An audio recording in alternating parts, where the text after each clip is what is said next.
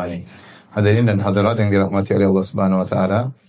Alhamdulillah puji dan syukur kita panjatkan kepada Allah Subhanahu wa taala segala lipat karunia dan kemudahan yang terus Allah berikan kepada kita. Salawat dan salam tercurahkan selalu kepada junjungan kita, suri tauladan kita, imam kita Nabi Muhammad sallallahu alaihi wasallam, kepada keluarganya serta seluruh sahabat beliau tanpa terkecuali. Kita melanjutkan bahasan kita tentang sirah nabawiyah. Masih kita bercerita tentang kejadian-kejadian yang dialami oleh Nabi sallallahu alaihi wasallam ketika beliau masih remaja. Kisah berikutnya adalah tentang pertemuan Nabi sallallahu alaihi wasallam dengan pendeta Buhairah, yang tinggal di negeri Syam. Disebutkan dalam sebagian hadis, dan hadis ini diperselisihkan oleh para ulama tentang kesahihannya. Namun dia masyhur disebutkan dalam buku-buku sejarah. Namun yang dirajihkan oleh Al-Imam Az-Zahabi rahimahullahu taala bahwasanya hadisnya adalah hadis yang dhaif, ya, hadis yang dhaif. Kenapa saya perlu menekankan hal ini? Karena hadis ini dijadikan dalil oleh sebagian orang-orang Nasara untuk menjatuhkan agama Islam, ya. Kita bacakan secara singkat hadisnya dari Abu Musa Al-Asy'ari radhiyallahu taala anhu. Dia berkata bahwasanya Abu Thalib pergi ke negeri Syam membawa Nabi sallallahu alaihi wasallam bersama sejumlah orang-orang tua dari kalangan Quraisy untuk berdagang. Saat mereka sampai di tempat lokasi yang dekat dengan rumahnya pendeta Buhairah, mereka berhenti untuk beristirahat dan mereka pun menambatkan dan mengikatkan unta-unta mereka. Tak lama kemudian, Buhairah sang pendeta keluar menemui mereka. Padahal sebelumnya mereka sering mampir di tempat ini dan sang pendeta tidak pernah keluar menemui mereka. Namun kali ini pendeta keluar dan menemui mereka. Kenapa? Hal ini disebabkan karena dalam rombongan tersebut ada Nabi Muhammad sallallahu alaihi wasallam. Itu umur beliau masih remaja, masih belasan tahun. 11, 12, 13 sekitar segitu. Saat rombongan Abu Thalib sedang sibuk membereskan onta mereka, sang rahib pun masuk di sela-sela mereka.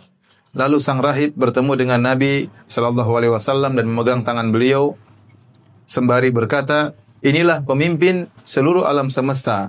Ini adalah utusan Allah, pemimpin seluruh alam semesta. Allah mengutusnya sebagai rahmat bagi alam semesta." Maka orang-orang Quraisy kaget mendengar perkataan sang rahib. Mereka bertanya, "Bagaimana engkau tahu hal demikian?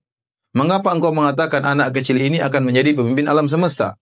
Maka sang rahib berkata, "Tatkala kalian pergi menuju ke sini, tidak ada satu pohon pun dan batu pun kecuali sujud kepadanya. Dan saya mengetahui bahwa dia seorang nabi karena adanya tanda kenabian di bawah pundaknya, yaitu semacam tai lalat besar dan padanya ada beberapa rambut, ya." Kemudian sang rahib pulang dan membuat makanan untuk mereka. Mereka melihat sebuah bayangan di bawah pohon yang bisa dijadikan tempat bernaung. Kemudian Nabi ingin beristirahat di bawah bayangan tersebut. Jadi ada pohon, ada bayangannya. Nabi ingin pergi ke naungan pohon tersebut. Tapi orang-orang Quraisy sudah mendahului. Mereka pun duduk di tempat naungan pohon tersebut sehingga Nabi terlambat. Akhirnya Nabi SAW duduk di sisi yang lain, yang di situ tidak ada naungan pohon.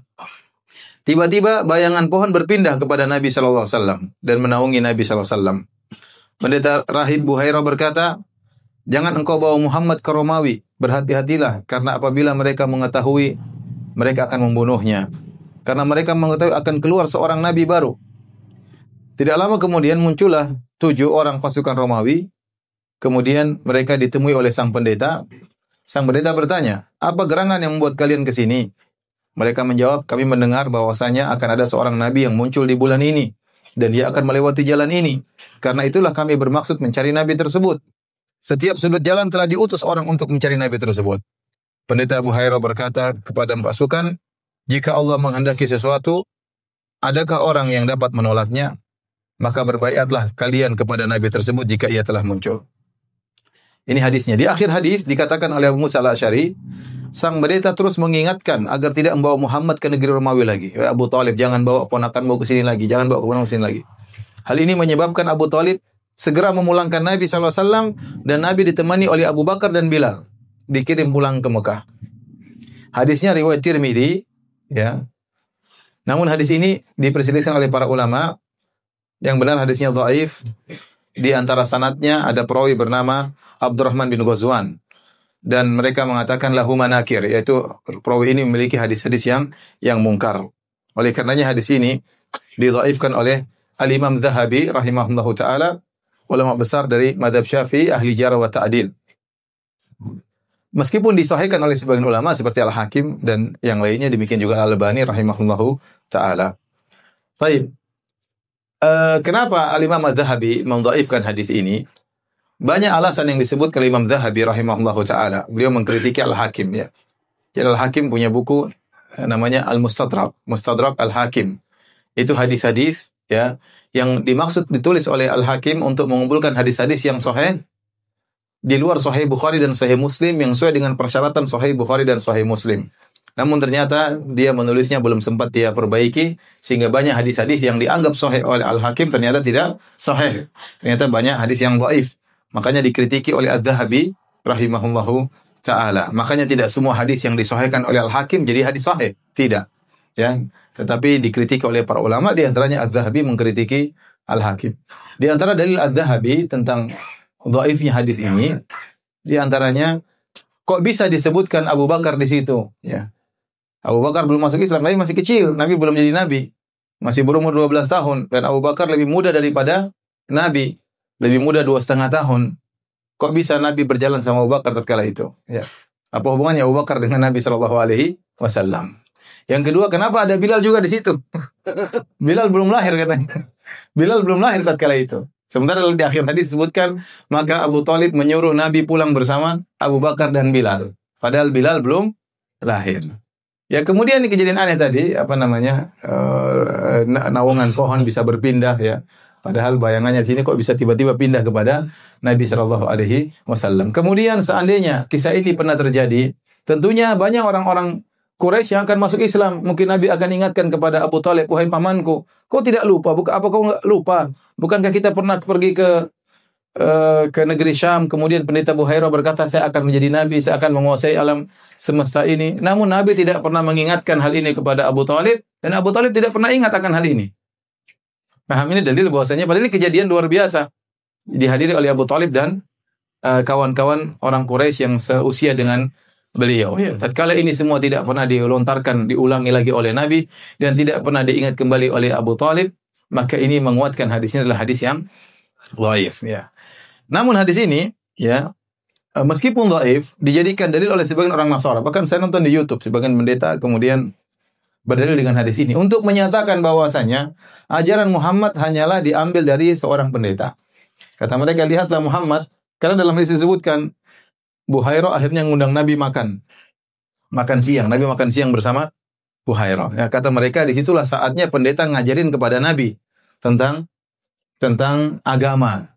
Makanya kalau kita buka Al-Quran, kita bandingkan dengan Alkitab, kita dapati banyak kesamaannya dari sisi cerita. Cerita Nabi Nuh, cerita Nabi Adam, cerita Nabi ini, cerita Nabi Anu. Kenapa? Karena Nabi waktu itu ngambil dari siapa? Buhairah. Bagaimana bantahannya terhadap mereka? Jawabannya mudah. Kita bilang pertama hadisnya apa? Dhaif. Gimana Anda berdalil dengan hadis yang dhaif ya? Yang kedua, Nabi SAW bertemu dengan pendeta Buhairah. Cuma sebentar, cuma makan siang. Apa yang mau Nabi dapati dari pendeta Buhairah kalau sekedar cuma makan siang? Makan siang berapa menit sih? Paling 1 jam nggak sampai. Terus mau belajar apa sambil makan siang? Ya. Jadi jauh akan hal ini ya. Kemudian taruhlah Nabi belajar dari pendeta Buhairah. Ya cuma berapa? Kemudian Nabi pulang ke Madinah, ke Mekah, kemudian puluhan tahun berikutnya Nabi menjadi seorang Nabi, kemudian turun Al-Quran berdasarkan kejadian-kejadian. Kata mereka setelah itu masih ada terjadi surat-suratan antara Nabi dengan Buhairah. Nah, ini aneh ya. Karena sering sekali ayat turun tatkala terjadi peristiwa. Berarti kan harus cepat itu koneksinya. Padahal waktu itu seingat saya internet nggak lancar. Gimana mau kirim, kemudian ada kejadian demikian, kirim surat, nggak mungkin ya. Sampai sang pendeta itu dalam YouTube saya lihat dia membawa manuskrip, katanya ini contoh surat Buhairah kepada siapa? Rasulullah Sallallahu Alaihi Wasallam. Ini semua tidak benar.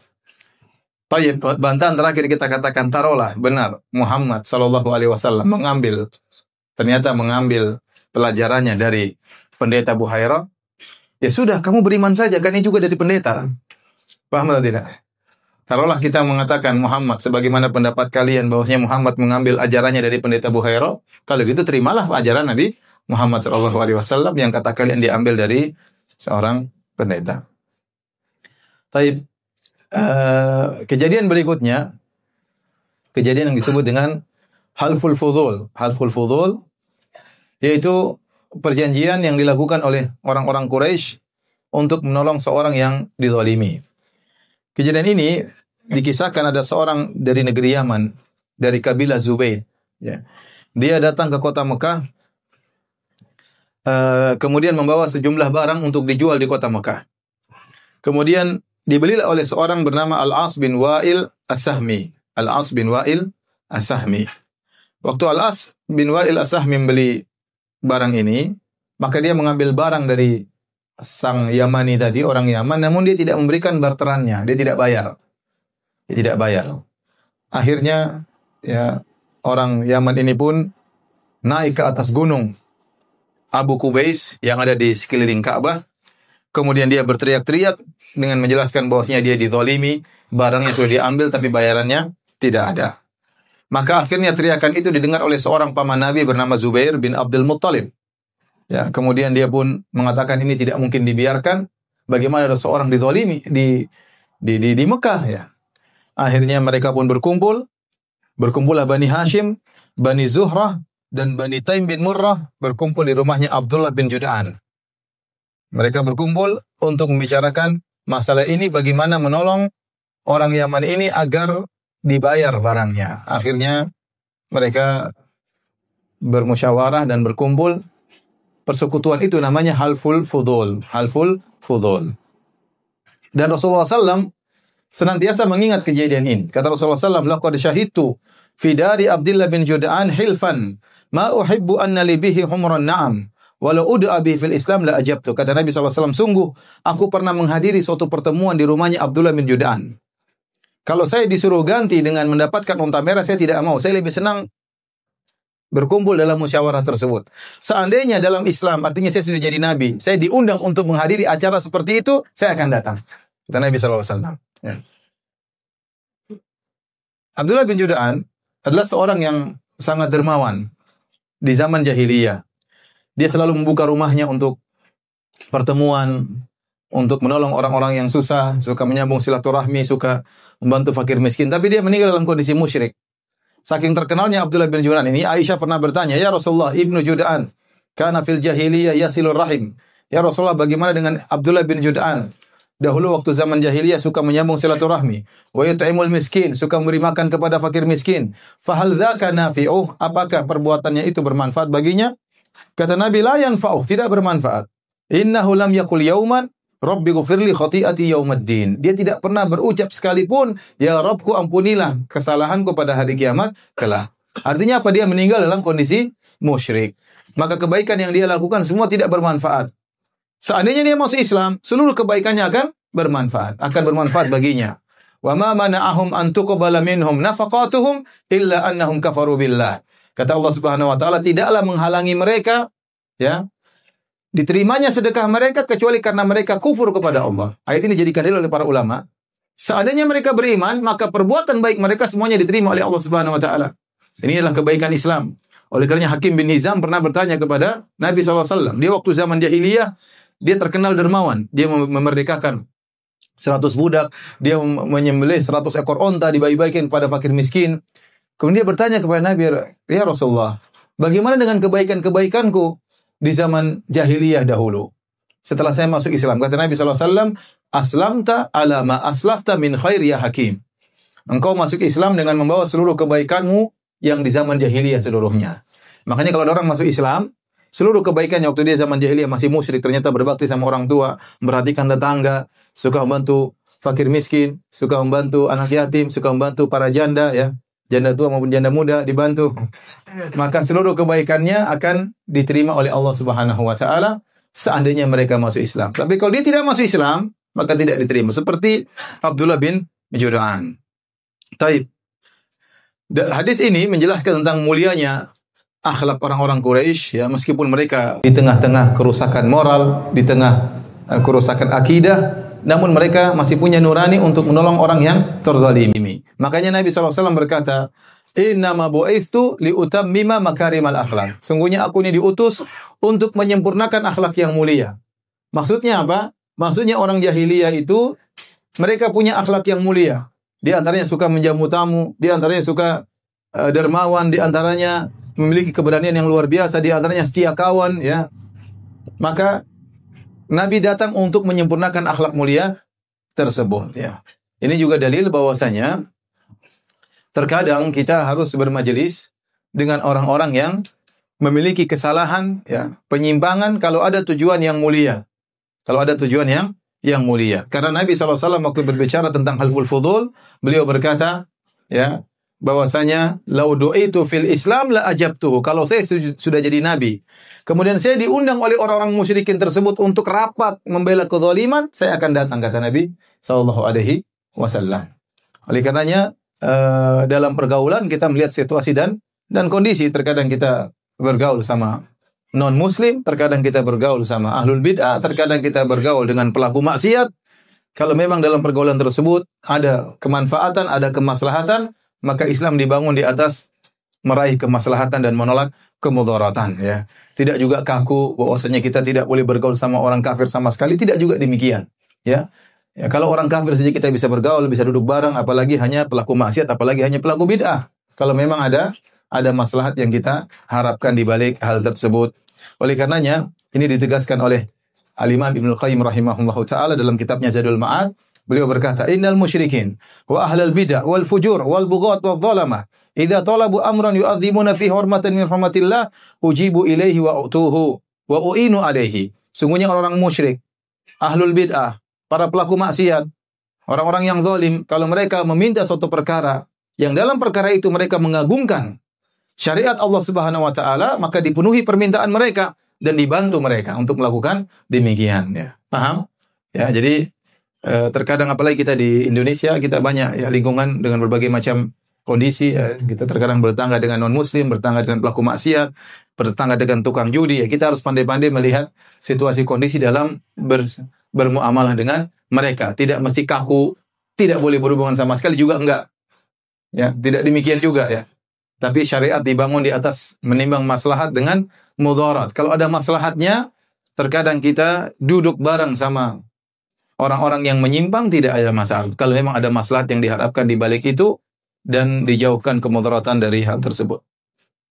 Tapi peristiwa berikutnya yang dialami oleh Nabi Shallallahu Alaihi Wasallam sebelum beliau menjadi Nabi adalah peristiwa yang sangat luar biasa, yaitu pernikahan antara Nabi dengan Khadijah radhiyallahu taala anha.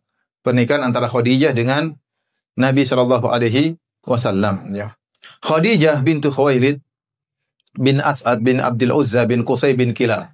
Jadi ketemu dengan Nabi SAW di kakek Nabi yang bernama Qusay bin Kilab. Sedangkan Nabi Muhammad bin Abdullah bin Abdul Muttalib bin Hashim bin Abdi Manaf bin Qusay bin Kilab. Jadi dua-duanya adalah Quraisy. Nabi Quraisy, Khadijah Quraisyiyah. Sama-sama dari Quraisy, sama-sama memiliki nasab yang tinggi. Ya. Adapun Nabi terkenal, kakeknya Abdul Muttalib, penguasa kota Mekah. Ya. Kemudian pamannya Abu Talib masih hidup, juga orang terpandang di kota Mekah. Ya, hanya saja Nabi bukan orang kaya. Nabi bukan orang kaya, miskin. Nabi menggembala kambing, Nabi kerja membantu pamannya, ya. Warisan bapak dan ibunya sudah tidak ada, artinya dia miskin, dipelihara oleh kerabatnya, oleh pamannya. Adapun Khadijah radhiyallahu taala anha adalah seorang wanita dari Quraisy yang juga memiliki nasab yang mulia dan juga terkenal tatkala itu. Terkenal dengan sifatnya yang sangat menjaga kehormatannya. Makanya dia digelari dengan Thahirah. Digelari dengan Thahirah. Thahirah artinya suci. Wanita suci. Demikian juga digelari dengan Afifah. Itu wanita yang menjaga kehormatannya. Lebih daripada itu, Khadijah radhiyallahu taala anha ternyata sangat kaya raya. Sangat kaya raya. Ya. Oleh karenanya banyak orang yang ingin melamar Khadijah, namun Khadijah tidak menerima lamaran mereka. Khadijah radhiyallahu taala anha sudah menikah 2 kali sebelum menikah dengan Nabi sallallahu alaihi wasallam.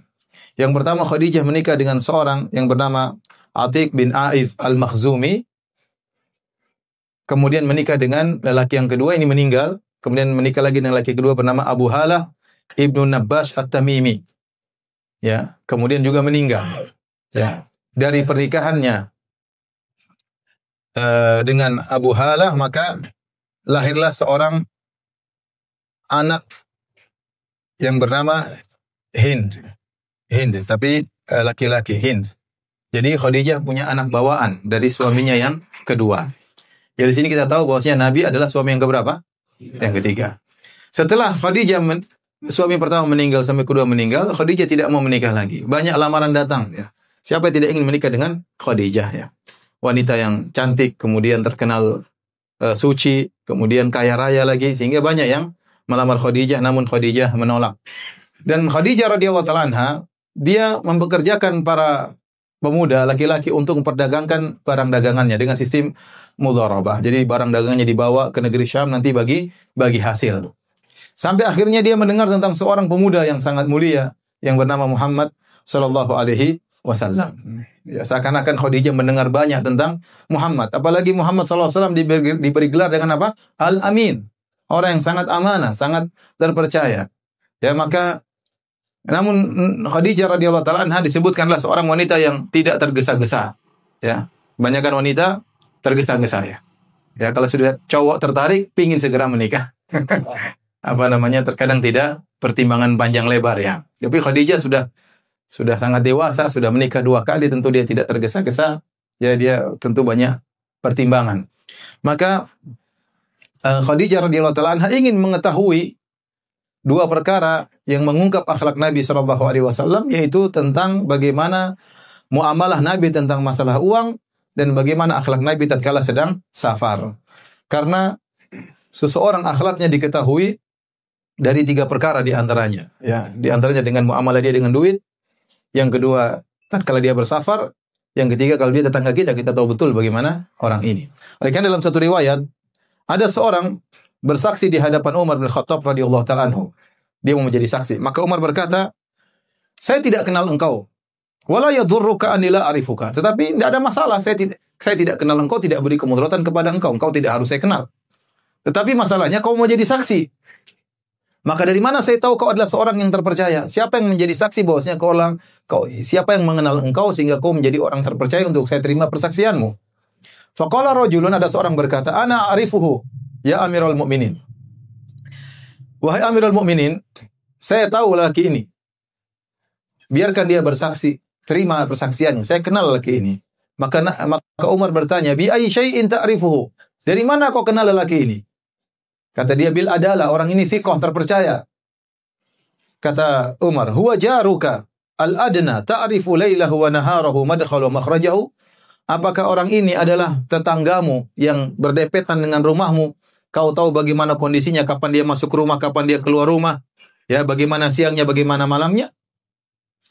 Qala la, kata laki-laki itu, dia enggak pernah jadi tetangga saya. Pertanyaan kedua, fa'amalaka bid-dirham wad-dinar alladhi yustadallu bihi ma'alal wara'? Apakah kau pernah bermuamalah dengan dia masalah dinar dan dirham, masalah dolar dan rupiah? Sehingga kau bisa tahu dia orang yang wara', yang berhati-hati dalam masalah keuangan. Qala la, saya tidak pernah bermuamalah duit sama dia. Pertanyaan ketiga, fasahibuka fis safar alladhi yustadallu bihi ala makarimil akhlaq? Apakah engkau pernah berjalan sama dia dalam safar sehingga kau tahu bagaimana akhlaknya yang sesungguhnya? Karena safar ini disebut dengan safar karena dia isfar, dia mengungkap akhlak seorang. Apalagi safar zaman dahulu. Ya, apalagi safar zaman dahulu di bawah terik matahari, di gurun pasir ya. Seorang akan nampak akhlaknya tatkala sedang safar. Apakah dia mengutamakan dirinya sendiri? Apakah dia mau menang sendiri? Ini nampak tatkala sedang safar. Apakah dia mempedulikan orang lain? Apakah dia makan bersama atau dia makan sendiri? Ini semua akan nampak tatkala sedang safar. Apakah dia emosional? Apakah dia memaafkan? Ini semua akan nampak tatkala sedang safar. Kata dia tidak. Tidak pernah jadi tetangga, tidak pernah bermuamalah dengan masalah duit. Kemudian tidak juga pernah bersafar denganku. Maka kata Umar, falasta ta'rifuhu, kalau begitu kau tidak mengenal orang tersebut ya. Jadi benar kalau kita ingin kenal orang, kita lihat bagaimana amal dia. Tatkala safar, tatkala masalah duit ya. Kalau ngutang enggak balik-balikan ini. Salat mantap, selalu saf pertama.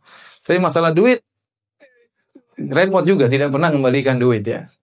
Utang dilupakan atau terlupakan ya. Baik. Akhirnya Khadijah radhiyallahu anha mengetes Nabi dari dua hal. Masalah duit dan masalah safar. Karena Nabi bukan tetangga Khadijah. Maka akhirnya Nabi SAW bekerja bersama Khadijah. Maka kemudian Khadijah memberikan hartanya kepada Nabi untuk diperdagangkan. Ditemani oleh seorang pembantu Khadijah bernama Maisarah. Maisarah laki-laki atau perempuan? Laki-laki ya. Kalau Maimunah? Maisarah itu apa? Laki-laki ya. Maisarah laki-laki. Itu nama laki-laki. Meskipun orang Indonesia sering menamakan Maisarah untuk nama perempuan. Dan ini sering terjadi di tanah air kita. Firdaus itu nama perempuan kalau di Saudi. Kalau di sini jadi nama laki-laki. Iman itu nama perempuan kalau di Saudi. Di sini jadi nama laki-laki. Ya.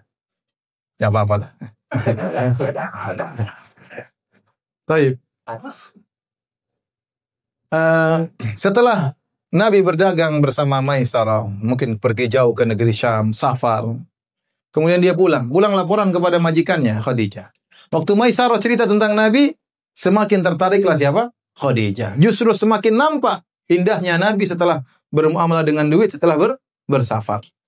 Nampak akhlak Nabi yang luar biasa, nampak sekali amanahnya tatkala bermuamalah tentang masalah duit. Ya, ini menjadikan Khadijah semakin tertarik kepada Nabi Shallallahu Alaihi Wasallam. Akhirnya terjadilah pernikahan antara Khadijah dengan Nabi Shallallahu Alaihi Wasallam. Dan ini adalah peristiwa yang sangat luar biasa. Allah anugerahkan kepada Nabi Shallallahu Alaihi Wasallam seorang wanita yang sangat soleha, yang super soleha, yang sangat bertakwa kepada Allah Subhanahu Wa Taala. Sebaliknya Khadijah juga dianugerahi oleh Allah dengan seorang lelaki yang sangat saleh, yaitu Rasulullah Shallallahu Alaihi Wasallam. Baik. Waktu Nabi menikah dengan Khadijah radhiyallahu taala anha, maka usia Nabi adalah 25 tahun. Ini menurut pendapat kebanyakan ulama, usia Nabi adalah 25 tahun. Adapun usia Khadijah, maka ada beberapa pendapat, namun dua pendapat yang kuat, yang masyhur dalam buku-buku sirah ada dua. Yang pertama, Khadijah waktu menikah dengan Nabi berusia 40 tahun. Dan ini adalah pendapat yang disebut oleh Ibnu Sa'ad dalam tabaqatnya melalui jalan Abu Umar Muhammad bin Umar Al-Waqidi. Ya. Ini pendapat pertama. Khadijah berusia 40 tahun. Tapi Al-Waqidi matrukul hadis, ya. Hadisnya tidak diterima. Pendapat kedua disampaikan oleh Ibnu Ishaq bahwasanya Khadijah waktu menikah dengan Nabi usianya 28 tahun. Ini pun tanpa sanad. Jadi dua-duanya hanya pendapat. Ada yang mengatakan Khadijah berusia 28, ada yang mengatakan Khadijah berusia 40 tahun. Yang mengatakan Khadijah berusia 28 tahun. Ya. Berarti Khadijah janda muda. Ya. Kalau 40, janda setengah muda. Bukan janda tua, 40 masih muda. Saya bilang udah tua. Saya dikit lagi 40. Masih muda. Jadi tapi kalau 28 lebih muda lagi. Lebih muda lagi. Ya. Yang mengatakan Khadijah berusia 28 tahun, mereka berdalil dengan kenyataan. Setelah Nabi menikah dengan Khadijah, Nabi dianugerahi 6 orang anak putra dan putri. Dan ini menunjukkan Khadijah masih sangat muda. Seandainya Khadijah baru 40, susah memiliki anak sampai 6 orang. Ini pendapat mereka. Sehingga mereka berpendapat Khadijah umurnya 28 tahun. Ya. Di antara bukti masih banyak lelaki yang melamar Khadijah. Berarti dia tidak tua. Ya, dia tidak tua. Seandainya dia sangat tua, mungkin tidak banyak yang melamar Khadijah. Pendapat yang lain mengatakan Khadijah berumur 40 dan ini pendapat yang lebih kuat menurut saya, Allah alam bisawab. Karena disebutkan dalam sebagian hadis, Khadijah waktu meninggal dunia dalam kondisi giginya sudah ompong. Dan itu berarti usia beliau sekitar 60 lebih. Ya. Jadi Nabi tinggal bersama Khadijah sekitar 25 tahun. Nabi hidup bersama Khadijah sekitar berapa tahun? 25 tahun. Jadi kalau Khadijah menikah dengan Nabi umur 40, berarti meninggal usianya berapa? 65 tahun. Dan itu yang usia yang memungkinkan bahwasanya seorang wanita giginya sudah apa? Sudah rontok. Seandainya Khadijah menikah usia 28 tahun. Kemudian hidup bersama Nabi 25 tahun. 28 tambah 25 berapa? 53 tahun. 53 tahun mungkin gigi belum rontok. Ya. Wallahu a'lam bishawab. Ya, disebut dalam hadis Khadijah waktu meninggal dunia giginya sudah rontok ya. Maka wallahu a'lam mungkin usia beliau waktu menikah dengan Nabi berusia 40 tahun ya. Taib. Eh, Tatkala Nabi menikah dengan Khadijah, maka Khadijah radhiyallahu taala anha, ya, dia memberikan segalanya buat Nabi sallallahu alaihi wasallam. Seluruh hartanya dia berikan kepada Nabi sallallahu alaihi wasallam untuk digunakan dalam dakwah di jalan Allah Subhanahu wa taala. Dan Khadijah, ya, mengurus anak-anak Nabi sallallahu alaihi wasallam. Dan Khadijah adalah wanita yang pertama masuk Islam berdasarkan kesepakatan para ulama. Sebelum Abu Bakar, sebelum Ali bin Abi Thalib, sebelum seluruhnya. Yang pertama kali masuk Islam siapa? Khadijah radhiyallahu taala anha, ya. Dan ini anugerah yang Allah berikan kepada Nabi sallallahu alaihi wasallam begitu beliau menikah mendapati seorang yang sangat kaya raya, Khadijah. Karena untuk berdakwah butuh biaya, untuk berdakwah butuh biaya. Kemudian di antara taufik dari Allah Subhanahu wa taala yang masuk Islam juga pertama-tama orang kaya, Abu Bakar radhiyallahu anhu. Juga adalah seorang saudagar kaya raya yang dia juga memberikan hartanya untuk Islam. Kemudian Utsman bin Affan juga seorang kaya raya. Abdurrahman bin Auf juga saudagar kaya raya. Sehingga di awal dakwah Nabi sallallahu alaihi wasallam Nabi didukung oleh saudagar-saudagar kaya raya yang ini membantu Nabi sallallahu alaihi wasallam untuk berdakwah di jalan Allah Subhanahu wa taala. Makanya tatkala Bilal disiksa, Nabi tidak bisa membebaskan Bilal. Ya, waktu itu Nabi mungkin keuangan sudah tidak ada, Nabi berjalan kepada Abu Bakar, Nabi berkata, "Ya Abu Bakrin, inna Bilalan yu'adzabu fillah." Wahai Abu Bakar, sungguhnya Bilal sedang disiksa karena membela jalan Allah Subhanahu wa taala. Maka Abu Bakar faham. Abu Bakar kemudian membeli dan memerdekakan Bilal bin Rabah. Taib. Hadirin dan hadirat yang dirahmati oleh Allah Subhanahu wa taala.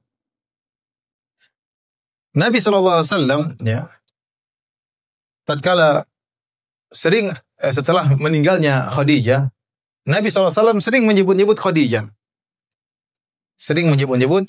Khadijah. Sampai-sampai istri Nabi yang paling Nabi cintai yaitu Aisyah radhiyallahu taala anha cemburu kepada Khadijah radhiyallahu taala anha. Dan ini suatu perkara yang sangat aneh. Aisyah cemburu kepada istri Nabi yang sudah meninggal dunia. Coba kalau Khadijah masih hidup, lebih parah lagi. Khadijah sudah meninggal. Kenapa sampai Aisyah cemburu? Karena Nabi sering sekali menyebut nama Khadijah radhiyallahu taala anha. Ya. Kata Aisyah radhiyallahu taala anha, "Kana Nabi sallallahu alaihi wasallam idza dzakara Khadijah athna 'alaiha fa ahsana tsana." Rasulullah SAW kalau sebut Khadijah, Rasulullah SAW pasti muji Khadijah. Tidak pernah nyebut kekurangan Khadijah. Kalau sudah sebut nama Khadijah, pasti muji Khadijah. Bahkan fa ahsana tsana, bahkan memperindah pujiannya kepada Khadijah. Qalat faghirtu yawman. Aisyah sering dengar Khadijah. Suatu hari Aisyah cemburu. Ini Aisyah yang cerita sendiri, ya. Ingin menjelaskan kepada kita bagaimana agungnya Khadijah di sisi Nabi sallallahu alaihi wasallam lebih daripada Aisyah. Faghirtu yawman, maka aku pun cemburu suatu hari. Fakultu, aku berkata, ma aktsara ma tadhkuruha. Hamra'a shidq qad abdalaka Allah azza wa jalla biha khairan minha. Kata Aisyah, ya Rasulullah, seringkali kau sebut Khadijah. Siapa Khadijah? Khadijah dalam kondisi sudah nenek tua, ya. Tua, ya. Giginya tinggal gusinya saja, ya. Allah sudah gantikan yang lebih baik daripada dia. Kata Nabi, ma abdalani Allahu azza wa jalla khairan minha. Allah tidak pernah ganti yang lebih baik daripada dia.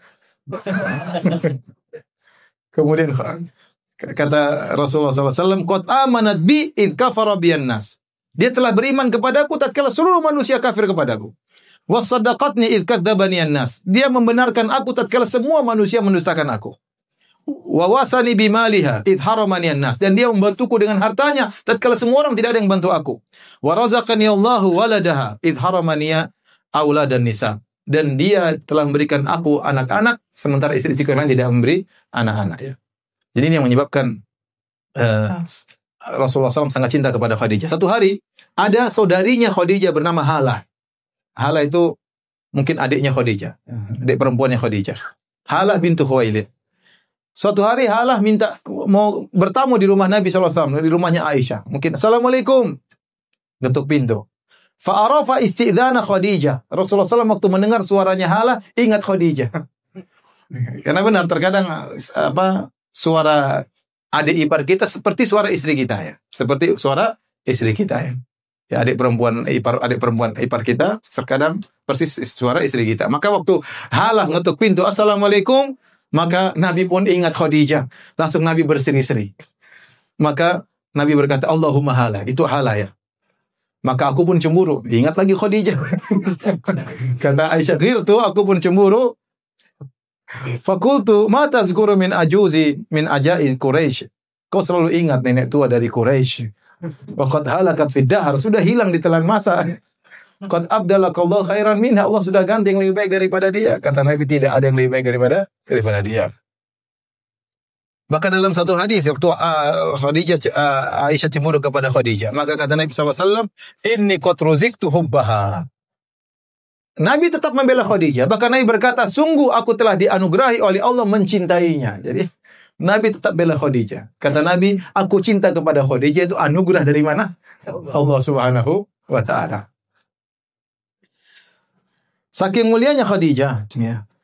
Rasulullah SAW pernah bersabda, khairu nisa'iha Maryam ibnatu Imran. Wanita terbaik di zamannya adalah Maryam, ibunya Nabi Isa bintu Imran. Wa khairu nisa'iha, sebaik-baik wanita dunia di zamannya adalah Khadijah radhiyallahu taala anha. Dan Jibril alaihissalam mengabarkan bahwasanya Khadijah masuk surga. Ya. Dalam satu hadis ya, bahwasanya Jibril datang kepada Nabi sallallahu alaihi wasallam, kemudian Jibril berkata, ya Rasulullah, hadhihi Khadijatu qad atat ma'aha ina'un fi idam aw ta'amun aw syarab. Fa idza hiya atatka faqra 'alaiha assalam min rabbiha wa minni wa bashirha bi baitin fil jannati min qasabin la sakhaba fihi wala nasab. Kata Jibril, wahai Muhammad, wahai Rasulullah, sungguhnya Khadijah akan datang menemuimu dan dia sedang bawa suatu tempayan, isinya adalah kuah sayur atau kuah daging atau makanan atau minuman dia bawa. Jika dia telah mendatangimu, maka sampaikanlah salam dari Robnya. Jadi Allah kirim salam kepada siapa? Khadijah. Luar biasa ya. Kita aja kalau dikirim salam sama bupati sudah lumayan senang ya. Dikirim salam sama gubernur lumayan. Ya, gubernur ingat saya. Padahal gubernur ya. Apalagi kemudian presiden kirim salam sama kita. Apalagi Allah Subhanahu wa taala ya. Makanya ada saya lihat di YouTube ada seorang wanita ya. Ada seorang laki cerita tentang mamanya yang sudah tua, umur sudah sangat tua. Sudah mungkin 70 tahun. Kalau baca satu firman Allah, innal muttaqina fi jannati wa nahar fi maq'adi sidqin inda malikin muqtadir. Kata ibunya, saya suka sekali ayat ini. Apa artinya ayat tersebut? Di akhir dari surat Al-Qamar, kata Allah, sungguhnya orang-orang yang bertakwa berada di surga yang mengalir ya, sungai-sungai ya, dan taman-taman surga. Kemudian di tempat yang baik, inda malikin muqtadir, di sisi Allah, Malik, Raja yang Maha Kuasa. Kata wanita ini di Saudi, bagaimana kalau kita duduk dihormati oleh Malik Fahad, Raja Fahad. Kita duduk di sampingnya. Luar biasa, betapa senangnya saya kalau duduk bisa di samping Raja Fahad ya. Bagaimana kalau di samping Allah Subhanahu wa ta'ala? Bagaimana kalau dimuliakan oleh Allah Subhanahu wa ta'ala? Maka dia bilang, saya suka sekali baca ayat ini. Karena kalau saya dipanggil Raja Fahad, kemudian duduk di sampingnya, ya, dihormati di hadapan orang-orang banyak, maka saya akan sangat bahagia. Apalagi di sisi Allah Subhanahu wa ta'ala. Nah ini Khadijah radhiyallahu ta'ala anha dikirim salam oleh Allah Subhanahu wa ta'ala. Kemudian juga kata Jibril, wa minni, dan kirim salamku buat Khadijah. Dan beri kabar gembira kepadanya bahwasanya dia akan mendapatkan surga. Yang surga tersebut terbuat dari mutiara ya, yang tidak ada mutiara raksasa yang dalam surga tersebut, istana tersebut tidak ada sahab, tidak ada teriak-teriakan, wala nasab, dan tidak ada keletihan. Kata sebagian ulama, kenapa surganya Khadijah disifati dengan demikian? Tidak ada hiruk pikuk, tidak ada suara-suara teriak. Karena Khadijah selama 25 tahun tidak pernah mengangkat suaranya di hadapan Nabi Shallallahu Alaihi Wasallam. Kenapa Khadijah mendapati surga tidak ada keletihan sama sekali? Karena dia selama hidupnya berletih-letih mengurus anak-anak Rasulullah SAW agar Rasulullah SAW bisa berdakwah dengan lapang. Ya. Jadi inilah kemuliaan Khadijah radhiyallahu anha yang buat Nabi SAW tidak pernah lupa dengan Khadijah. 25 tahun Khadijah tidak pernah mengangkat suara di hadapan Nabi Shallallahu Alaihi Wasallam. Saya sering kasih sayembara. Siapa di antara antum yang istrinya tidak pernah mengangkat suara? Saya kasih HP. Ada? Dia pernah angkat suara di depan antum? Ada atau tidak? Hah? Bendino ya. Ada yang tidak pernah angkat suara istrinya? Ada Ustaz yang belum kawin. Baik, jadi itulah Khadijah radhiyallahu taala anha yang membuat Nabi SAW tidak pernah melupakannya. Mungkin Nabi meraih istri yang lebih cantik, mungkin dari Khadijah, bisa jadi. Tapi akhlak yang menjadikan Nabi tidak pernah melupakan apa? Khadijah. Di saat-saat sulit, disitulah nampak keutamaan Khadijah radhiyallahu taala anha. Ya. Oleh karena Nabi SAW mengenang Khadijah. Bahkan disebut dalam hadis Rasulullah SAW kalau memotong kambing, Rasulullah SAW suruh dibagi-bagikan kepada sahabat-sahabat Khadijah. Dia ingat Khadijah itu teman-temannya. Tolong bagikan kambing kepada Khadijah. Tapi di antara hal yang menjadikan Nabi SAW sangat cinta kepada Khadijah, pertama adalah Khadijah adalah cinta pertama Nabi SAW. Nabi belum pernah mengenal wanita sebelumnya. Wanita pertama yang dia ingat siapa? Khadijah. Yang dia cintai pertama adalah Khadijah. Dan kita tahu cinta pertama susah dilupakan. Kata seorang penyair, Nakil fuadaka haitsu syi'ta minal hawa, famal hubbu illa lil habibil awwali. Pindahkanlah hatimu kepada siapa yang kau sukai, akan tapi cinta yang sesungguhnya adalah cinta kepada kekasih pertama. Wa kam manzilin fil ardi ya'lafuhul fata wa haninuhu abadan li awwali manzili. Betapa banyak tempat disinggahi oleh seorang pemuda, tetapi kerinduannya selalu kepada tempat yang pertama. Benar atau tidak cinta pertama sudah dilupakan? Kemudian di antaranya Khadijah radhiyallahu anha yang memberikan putra-putri kepada Nabi SAW. 6 orang anak putra-putri dari Khadijah radhiyallahu taala anha. Rasulullah hanya mendapatkan putra yang lain, itu Ibrahim dari Maria, itu pun meninggal tatkala masih di usia susuan. Kemudian Khadijah adalah orang yang pertama kali beriman kepada Nabi SAW. Kemudian Khadijah adalah orang yang pertama membantu Nabi dengan hartanya. Kemudian Khadijah radhiyallahu taala anha adalah seorang yang selalu menenangkan Nabi dalam kondisi Nabi gelisah. Apalagi Nabi berdakwah, dituduh orang gila, dituduh sebagai dukun, dituduh sebagai macam-macam. Kalau di rumah tidak memiliki benteng yang kuat, Nabi tambah stres. Ya. Tapi Nabi di luar dimaki-maki, dicaci maki, pulang ketemu istri yang sangat apa? Menenangkan hati Nabi SAW. Sejak awal, tatkala Nabi SAW mendapatkan wahyu, kemudian Nabi ketakutan melihat malaikat Jibril, ada apa dengan saya ini? Kemudian Nabi turun, ketemu dengan Khadijah, kata Rasulullah SAW, zammiluni, zammiluni. Kata Nabi, selimuti aku, selimuti aku. Dalam riwayat yang lain, wasubu alayya bima'in barid. Tolong tumpahkan air kepadaku. Gemetar Nabi SAW. Maka Khadijah radhiyallahu anha mengikuti perintah suami, tidak banyak omong. Apa yang diperintahkan oleh suaminya, langsung dia ambil selimut, kemudian dia selimutkan kepada Nabi SAW. Setelah itu, setelah agak tenang, baru kemudian Rasulullah SAW bercerita tentang apa yang dia alami. Laqad khasyitu ala nafsi. Sungguh aku khawatir suatu menimpa diriku. Maka Khadijah menenangkan Rasulullah dengan berkata, Kalla fawallahi abshir la yukhzikallahu abada. Bergembiralah wahai suamiku. Demi Allah, Allah tidak akan menghinakan engkau selama-lamanya. Innaka latasilur rahim. Engkau senantiasa menyambung silaturahmi, wa tasduqul hadits, engkau senantiasa jujur, wa tahmilul kalla, engkau senantiasa bantu orang yang tidak mampu, wa taksibul ma'dum, ada orang tidak punya apa kau bantu, kau berikan kepada dia, wa taqrid dhaif, kau senantiasa memuliakan tamu, wa tu'inu ala nawaibil haq, engkau selalu membantu orang terkena musibah. Kata Khadijah, orang seperti kamu ini tidak mungkin dihinakan oleh Rabbul Alamin. Kenapa kau selalu berbuat baik kepada orang lain? Itu Khadijah ngomong dengan ilmu yang terbatas yang dia miliki untuk menenangkan apa? Suaminya. Maka seorang istri yang baik kalau suaminya punya masalah berusaha dia tenangkan ya. Lihat waktu Rasulullah datang ada suatu selimuti aku ya. Khadijah langsung nurut kasih selimut. Sebagian wanita, Mas ada apa Mas? Ngomong dulu Mas. Yang dulu, tunggu dulu ngomong ada apa? Khadijah tidak langsung ambil apa? Selimut. Maka kalau seorang suami lagi marah-marah di rumah, jangan kita provokasi dia. Mungkin pulang dari kantor, Umi itu Abu Fulan tuh kurang ajar itu. Iya itu istrinya juga kurang ajar Mas. Wah, tambah jadi ya. Jadi tambah stres suaminya. Ya, dia tenangkan suaminya, udah tenang Mas, itu kehidupan dunia Mas, sudah takdirnya tenang Mas. Ditenangkan bukan malah dia. Jadi ya seorang wanita yang baik seperti itu soleha yang bisa menenangkan hati suaminya. Berapa menit lagi? Udah habis.